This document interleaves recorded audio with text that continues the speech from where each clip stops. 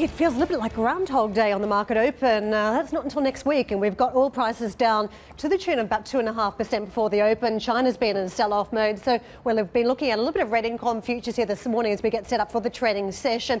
Comes on the back of a firmer day of trade yesterday, but we did have the factor of crude prices being more supported in session. So this is a look at how we are currently on Brent, down 2% but 2.5 off WTI there. So as we start out the session, you can see equities in correlation. We're sliding about 1/3% so far on the Stocks Europe 600. Let's look at the sectors. Let's see where the weakest ones are and whether, in fact, it is oil and gas taking a leg lower again. It's third worst performing sector out of the gates. Healthcare, the weak one today, but we have heard a little bit out of the sector, including from Novartis, who we've been speaking to for at quite a lot of detail today. That stock is down 3.9% in reaction to its numbers, as is the overall sector down almost 0.9%. It is a day on the back foot for basic resources and oil prices, and those sectors going south.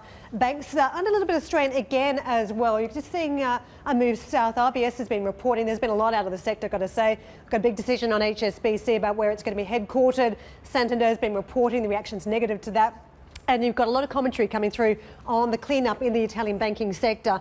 To the upside, real estate getting a move higher. Insurance has bounced about 0.1%. The big news out of the sector has been the move for Zurich to appoint a new CEO. That's Mario Greco, moving from Generali to take up the helm there. Travel and leisure is bouncing about 0.25%.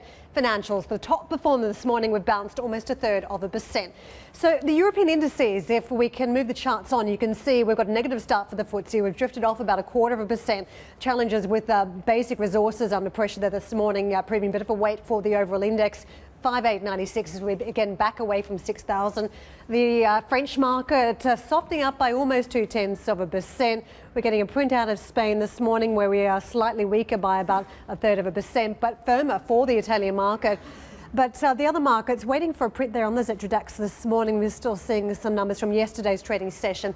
Let's push on because I want to take a look at some of the reaction from Apple. This is one of the big stories after hours stateside and may have an impact when the US market opens for trade today. There was a lot of speculative bets that were put on for the Apple trade. Well, things seem to have soured for the company in recent weeks. It managed only 0.4% year-on-year growth for handset sales in the first quarter.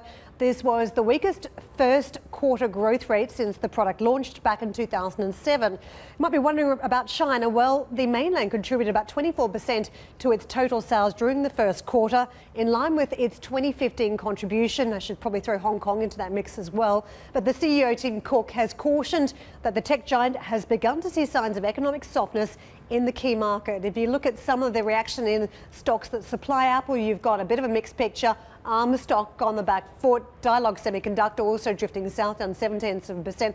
ST Micro, though, bouncing in session. So as you can see, a mixed bag there. I think expectations, though, from some of the suppliers from Apple have been beaten down in recent weeks, Steve.